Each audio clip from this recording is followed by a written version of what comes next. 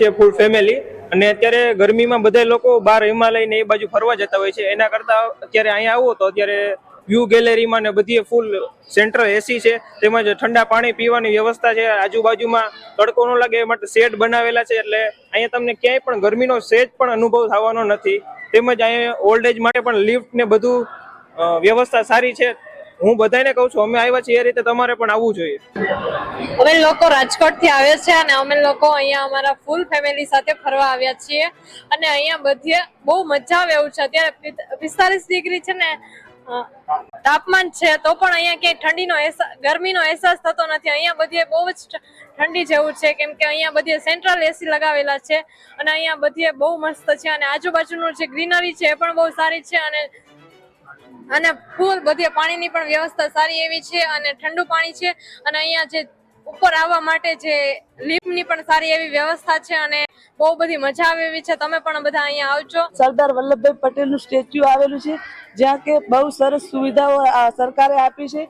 મોદી સાહેબનો ખૂબ ખૂબ ધન્યવાદ કરવો જોઈએ કે આપણને આટલી બધી વ્યવસ્થાઓ મળે છે.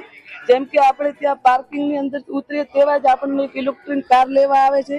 અંદર આવીએ છીએ તો લિફ્ટની સરસ સુવિધાઓ પણ છે અને ઠંડા પાણીની પણ બહુ સરસ સુવિધા છે. જેમ કે અમારા બાજુ વાવથરાની અંદર અતિશય ગરમી જોવા મળે છે, પણ અહીંયા એક સરસ મજાનું ઠંડુ વાતાવરણ, હુંફાળું વાતાવરણ તમને જોવા મળે છે અને કોઈ પણ માણસોને અહીંયા કોઈ પણને અહીંયા સ્ટેચ્યુ જોવા આવવું હોય તો બહુ સરસ મજા આવે છે. अभी भी स्कूलों की वेकेशंस होने की वजह से बहुत बड़ी संख्या में प्रवासी यहाँ आ रहे हैं, स्पेशली वीकेंड्स पे बहुत रश रहता है. स्टैचू ऑफ यूनिटी अथॉरिटी द्वारा भी ये पूरा प्रयास किया गया है कि जो यहाँ प्रवासी आते हैं उनको समर वेदर में भी पूरी सुविधाएं मिल सकें. शेडेड वॉकवेज यहाँ कंस्ट्रक्ट किए गए हैं, उसमें स्प्रिंकलर की व्यवस्था की गई है. जगह जगह लोगों के बैठने के लिए शेड्स का अरेंजमेंट किया गया है. जैसा कि आप लोग जानते हैं कि ऑलरेडी 55 जैसी एसी बसेस टूरिस्ट के फ्री मूवमेंट के लिए अवेलेबल हैं.